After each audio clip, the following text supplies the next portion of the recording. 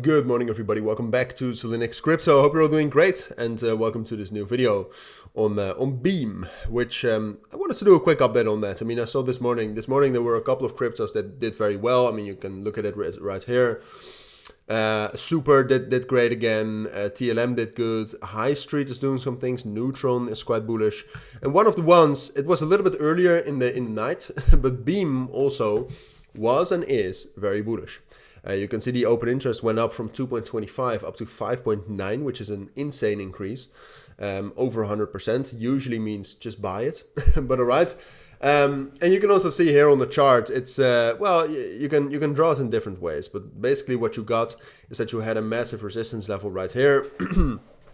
Between, I would say, 1 cent and then down here at 0.95 cents. And what happened is that with all of the momentum that built up for Beam, it broke above that level, which means it is bullish right now. All right. So that's why I wanted to give you my thoughts on it. Beam itself, I mean, it's look where this volume is coming from. It's hard to say. Because this is just what we've seen over the course of the last weeks, like those Binance futures listings. You can look at all of them, and all of them have moved in a particularly weird way, right? So Super already was bullish, and then after this announcement became more bullish, or at least more volatile. And that happened for most crypto. So Bonk as well, PETH as well, and then Beam was listed the 17th, so already some time ago. Kaspa as well, MBL too. So it's just a lot going on. But right now, I'm actually still bullish on Beam. Like I said, the open interest went up a lot, and it's still increasing. After a bit of a drop right here on, well, 2 hours ago, still increasing. So what I expect is that Beam will, look, it's testing 1 cent right now. I think it will test levels a little bit lower, all right? So I think it will test this level right here around 9,800, potentially 9,400, which is the 382 and the 0.5 FIB, but it's also just a level it broke above the last time around. So what I expect is that it will test those levels. And now, given the fact that technically it's bullish after the breakout, but also given the fact that it has so much momentum, I would say it's most likely that Beam will hold, or at least, yeah, hold that support and gather enough momentum to at least get up to this level around 1.1 cent.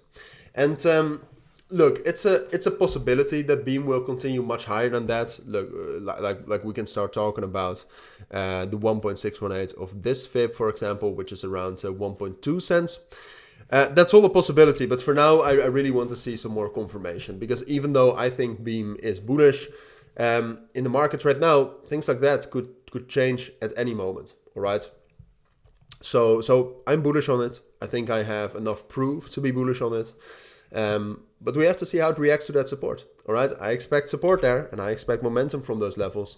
But if Beam drops down to those levels and it does not find support, and for example, it drops down to 9,600 and it's not able to break above 1 cent again afterwards, then it might be more likely that Beam isn't as strong as we thought, and that it will drop back down towards 0.9 cents and just down to this range again around 0.83 and 0.82 cents.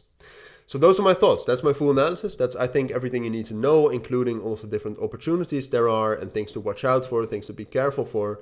If you still do have any questions about Beam, let me know down in the comments. And then in there, in the pinned comment and the description, you'll also find some info on my own premium and signal group for if you would want, for example, my entry on Beam, which hasn't hit yet, but it might.